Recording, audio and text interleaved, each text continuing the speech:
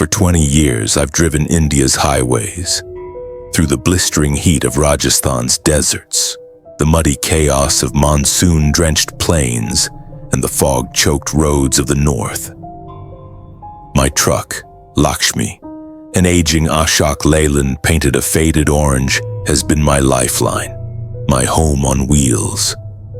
I named her after the goddess of fortune, hoping she'd bring me luck. Most days she did.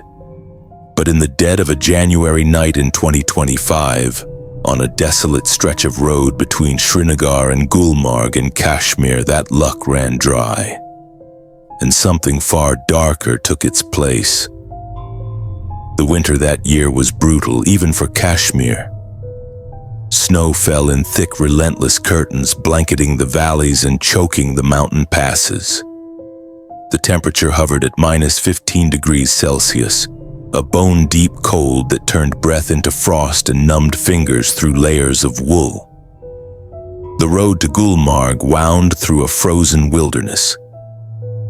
Jagged cliffs on one side, their peaks lost in the storm, and a ravine on the other, its depths swallowed by shadow and snow. Pines stood like silent giants, their branches bowing under the weight of ice, their needles whispering in the wind. Beyond them, the distant mountains loomed, their outlines faint and ghostly, as if guarding secrets no one was meant to uncover. The silence was oppressive, broken only by the wind's low moan and the crunch of snow beneath Lakshmi's tires. I'd taken a job hauling medical supplies, crates of bandages, antibiotics, and vaccines for a clinic in Gulmarg. A flu outbreak had swept through the villages, and the clinic was desperate. The pay was good, but the timing was rotten. The forecast warned of a blizzard, and the Srinagar mechanics had grumbled about ice on the roads.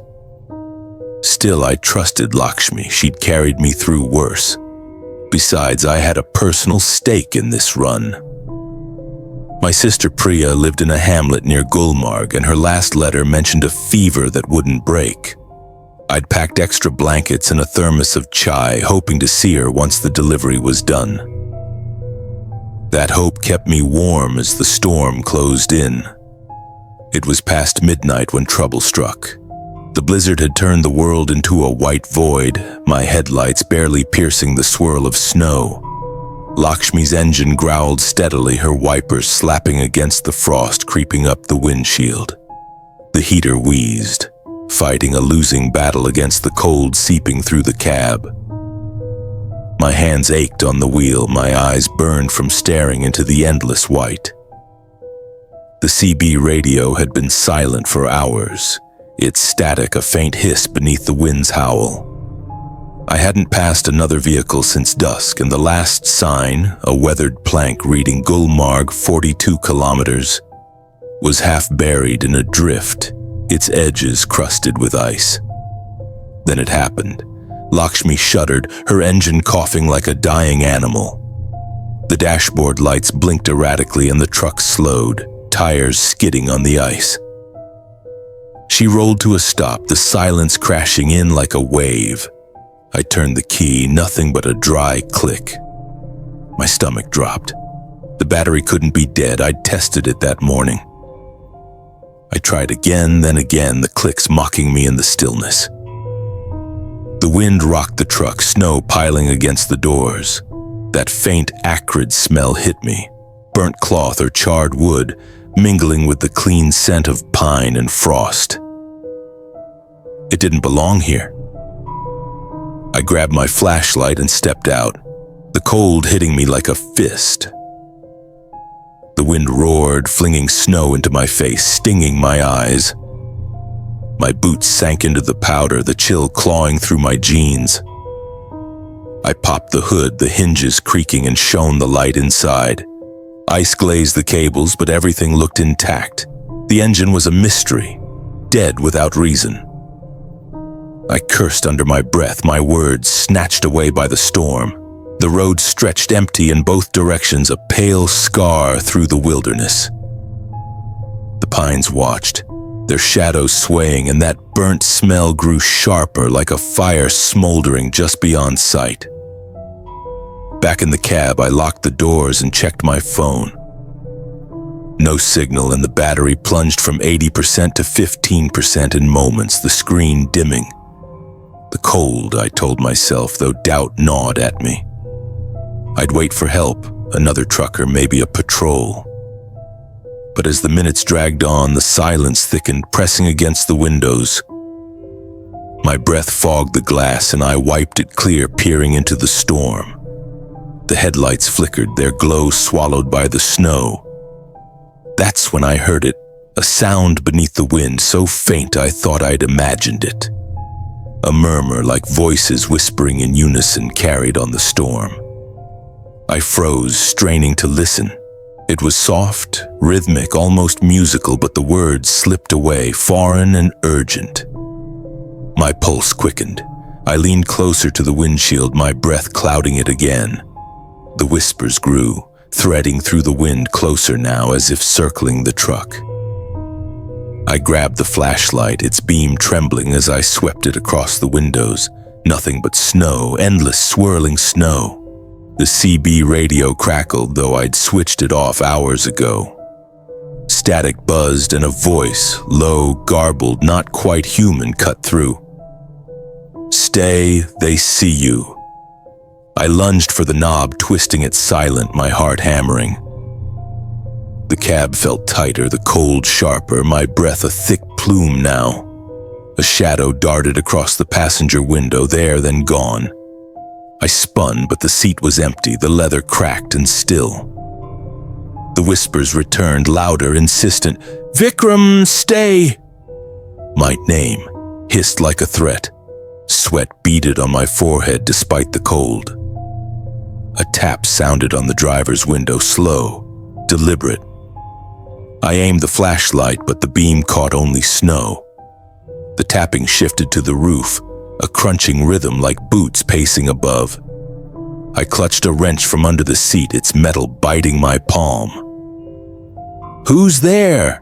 I yelled, my voice swallowed by the storm. The tapping stopped, replaced by a low hum, a chant in a guttural tongue vibrating through Lakshmi's frame. The air grew heavy, my chest tight, the cold sinking into my bones. I couldn't stay trapped. I flung the door open, wrench raised, the blizzard roaring around me. Snow clung to my jacket, the flashlight's beam lost in the whiteout. The hum swelled, pulsing from the trees, the road, the sky.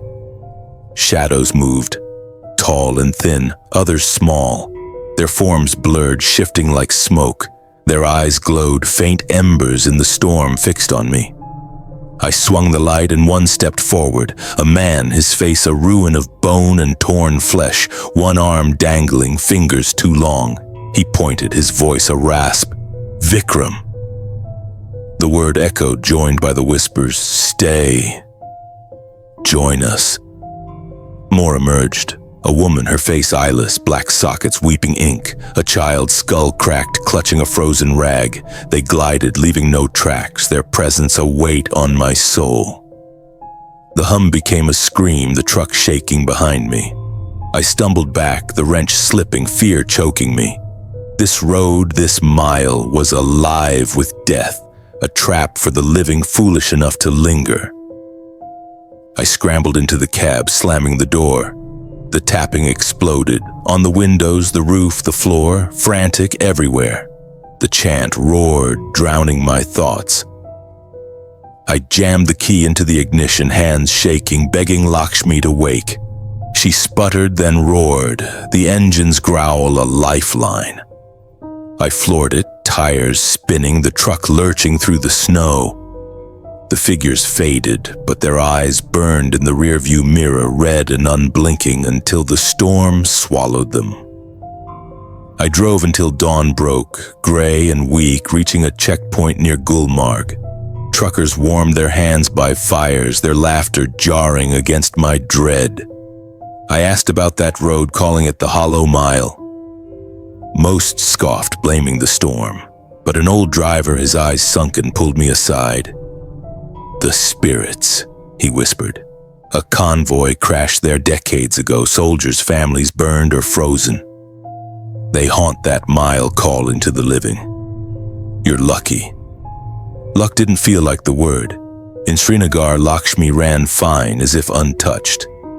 But the burnt smell lingers in the cab, whispers echo from the cargo hold, and my dreams are plagued. Skeletal faces, eyeless stares, that child's cracked skull, all chanting my name. I avoid that road now, sticking to crowded routes, yet I know the hollow mile waits buried in snow, ready for Lakshmi to falter again, for me to face its cold, whispering dark.